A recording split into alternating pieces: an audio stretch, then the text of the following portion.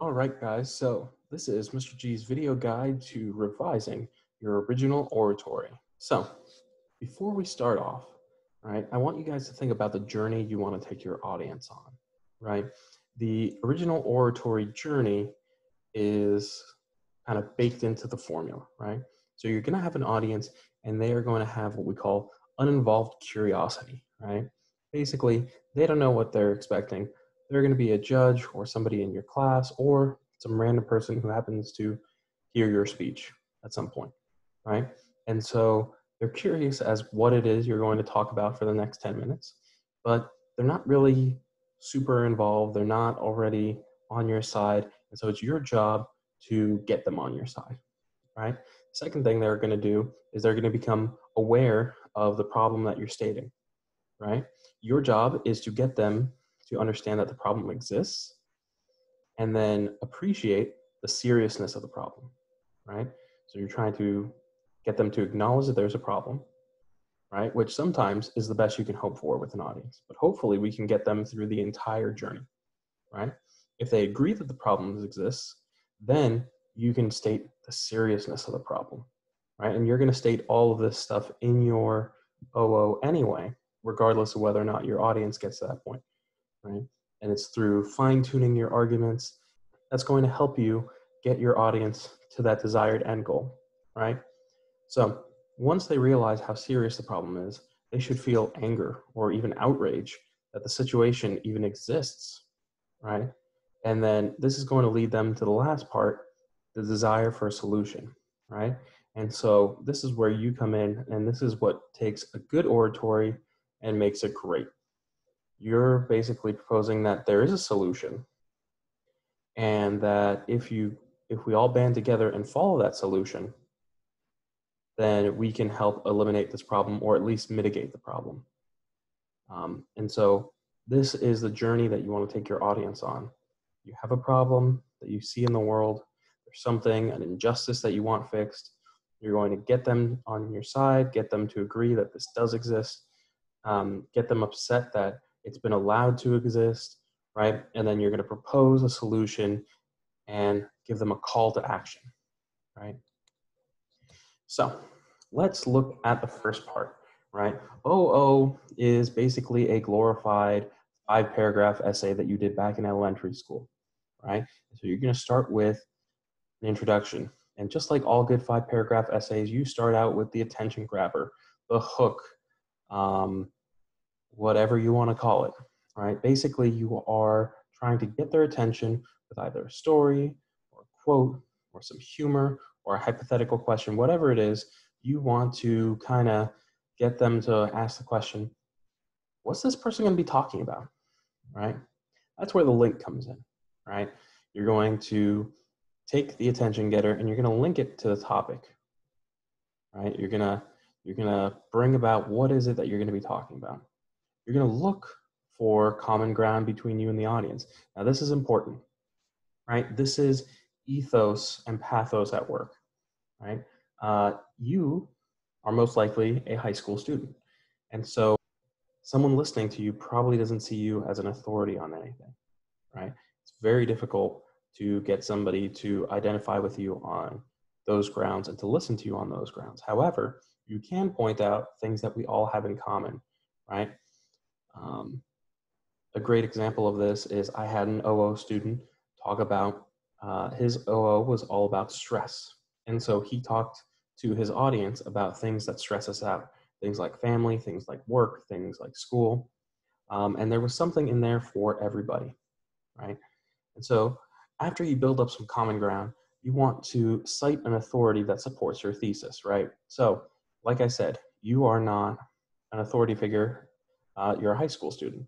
So you're going to want to talk about someone who is an authority figure who holds the same views as you, right? And so this is a logical fallacy, but it lends you credibility, right? We're not in a logical debate here, so we are just trying to convince somebody of our point. Speaking of our point, we have to give our thesis. What is our point, right? And then just like any good old 5-paragraph essay, after the thesis, you want to outline or signpost your speech, right? You want to let everybody know what your 3 main points are going to be. right? Or what your points are going to be, and you're going to want to transition into those, right? And so OO is very much a process. If you follow the process, you will find success. You can deviate from it here and there, but if this is your first time writing an OO speech, I highly suggest that you stick with the process. The process works, right? This is also the same process that you see in great TED Talks and just in great speeches throughout. And we're going to talk about a lot of different devices that good speakers, good orators use, right? So we go to our first main point, right? We lay out our case here, right? This is pretty light and casual, right? The audience still doesn't know you. And so this is a good chance to establish a rapport with them. You're not going to jump right into statistics, right? You're trying to get them warmed up with the basics of your case, right? I like to say you're using humor as a Trojan horse to bring some of these early facts that are maybe lighter into your argument, right? You want to make sure that they're from a credible and respectable source, right? Remember, ethos, we are borrowing somebody else's expertise to make us sound more believable, right? Not that you're not believable, but, you know, again, why should I take advice from a high school student is on the minds of most listeners, right? And so disarming people with humor and introducing light facts and citing experts helps you build a better rapport with people, right? But you're not trying to go, you know, super heavy duty, pedal to the metal, straight facts and statistics with here. We're just trying to build up a nice, good rapport, right? Then when we get to our second point, right, this will be our third paragraph, right? We want to hit them hard with the facts, right? This is going to be your most serious point in terms of how straight you're going to have to play it, right? You are going to be using a lot of facts. You're going to be citing the experts. This is where you want to put your really good, beefy statistics and facts. You're going to want to stay on topic, right? A lot of us find a quote or a fact that we fall in love with, and it might not fit, but we try to make it fit. Don't try to make it fit. This is where you build the body of your case. This is the substance. This is the meat and potatoes of your case. Because after this point, you're really not going to have another opportunity to bring up more facts and statistics in your speech, right? So again, you're supporting it with other people's work. You're bringing more validity to what you're saying, and you're bringing more ethos into the mix, right? Now is not a time for humor so much. It's not a time for jokes. It's not a time for stories. Right now, you are trying to basically state your case as to why this is a problem or to prove that it is a problem. Right? Next, we have our final main point, which is straight up pathos, pathos, pathos, pathos, right? This is what we call the just talk phase, right? This is the climax of your oratory in the sense that this is the part that most people are going to identify with. Why? Because you're appealing to their emotions, right? This is the climax. This is where you either want to tell a personal story or a heartfelt story about someone else, right? And so this one, you also have to play it straight. If you're a funny guy, if you like jokes, save that for your first two paragraphs, your introduction and your first main point. You don't want to use it here, right? This story should be 100% serious, and this should be, right? And it should be relevant to what you're saying. So if you're giving an oratory on depression, right? This is not a point where you want to be telling jokes. This is where you want to be telling the serious harm that comes from undiagnosed or untreated depression, right? This is where you're going to want to tell stories about victims and their families. This is the part in OO where you are going to want to let the listener know. This is the part where you're going to want to let the listener know what is at stake here, right? And so your audience should come away feeling that something has to be done, right? So this should be a powerful story. This should get right to the core of people. And you see politicians use this trick all the time. Politicians deal in pathos a lot, right? You'll see them on the campaign trail for presidential races or for senatorial races, and they'll say something like, well, I was out campaigning out in the great state of Ohio, and I met a corn farmer, and he doesn't have enough money to buy textbooks for his daughter who's going to a community college, right? And that's not right. And, they'll go and they'll tell you this story, right? Uh, Half the time, their stories are so generic that it could be anyone. But occasionally, they're able to tell you a story that, tugs at your heartstrings. And it can be a very effective tool to get somebody to see the seriousness of your case, right? And then lastly, your fifth paragraph, your conclusion, the solution, right? This is both your finish line, your grand finale, and this is your call to action. However, before we go on, I want to make sure to note that you please make sure that your call to action is not polarizing, right? We want people to be united when they come out of this. You don't want to build up all this rapport with someone and make them feel like they can trust you and that you're an expert and that they identify with you, and then all of a sudden you say something that makes them switch off. That is the worst thing you could do, because that audience member, after building all this rapport, laughing at your jokes, identifying with your stories, understanding your facts, and they find themselves agreeing with you, just to have something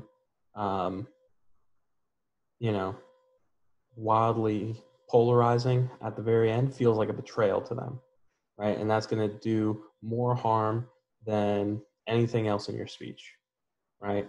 That sort of betrayal that somebody gets when they feel like you haven't been forthcoming with them can honestly cost you a round as well as cost you your audience, right? If you're not competing. So it's very important that you are careful with your solutions, right? You will have people who do not disagree, but you should try to appeal to almost everyone and be realistic. Now, if this is something that doesn't have a concrete solution, you can be aspirational, but let them know that that's what you're going for, right? You can end on a note that says, hey, we might not be in a place where we can fix this yet, but I'm hoping that by bringing attention to this, and maybe after years of research or years of work on this issue, we can find a solution to this problem. Even an ending like that is a great end to an original oratory, right? Even though you're not proposing a quote unquote solution, right? Because you're being realistic, you're being reasonable, and you're being aspirational, right? And being aspirational or inspirational can be very powerful.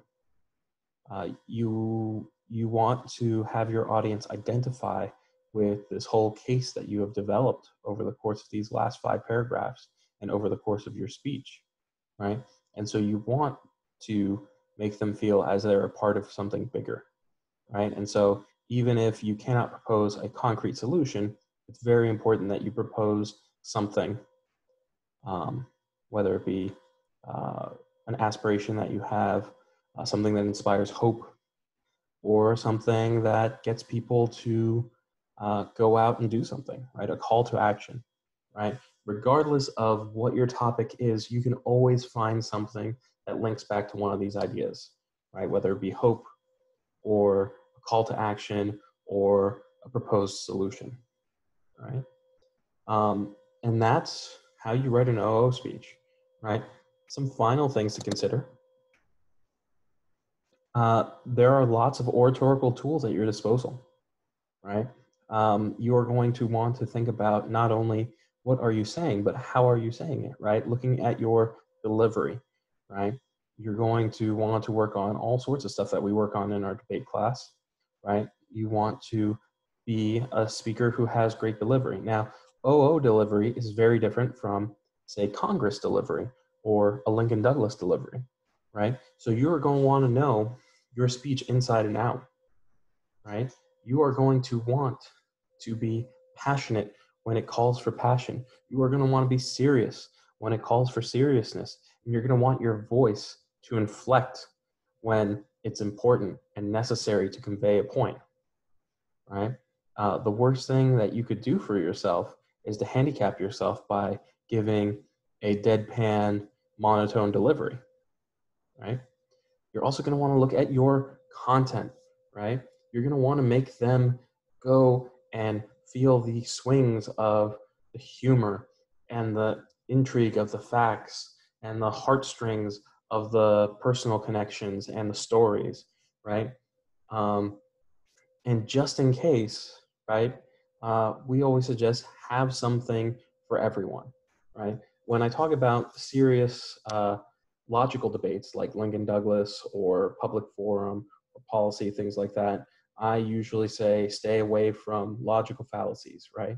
Stay away from appeals to authority or appeals to emotion or bandwagon or any of those sort of logical fallacies that we discussed earlier on in the year. And that is true. However, in original oratory, those are valuable tools, right?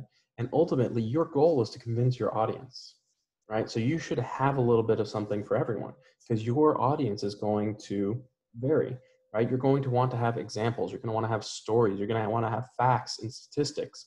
You're going to want to have, you know, stories and testimonies from people who want to hear authority. You're going to want to hear something with heart in it for those who, you know, just want to feel a connection to what you're saying, right? So it's always best to have a broad approach when you're looking at an original oratory because you don't know who your audience is going to be, right? But the one thing that you can be certain of is that your audience is going to be diverse and they're going to be looking for different things. They're going to like different things. And so the more you can offer your audience, the more of a chance you can connect with your audience. All right, guys, that's all I have for you guys today. I hope you guys learned a little something about your original oratories. Don't forget to like and subscribe. Click the little bell if you want to get notifications. This has been Mr. G's Debate Classroom. I will see you guys next time.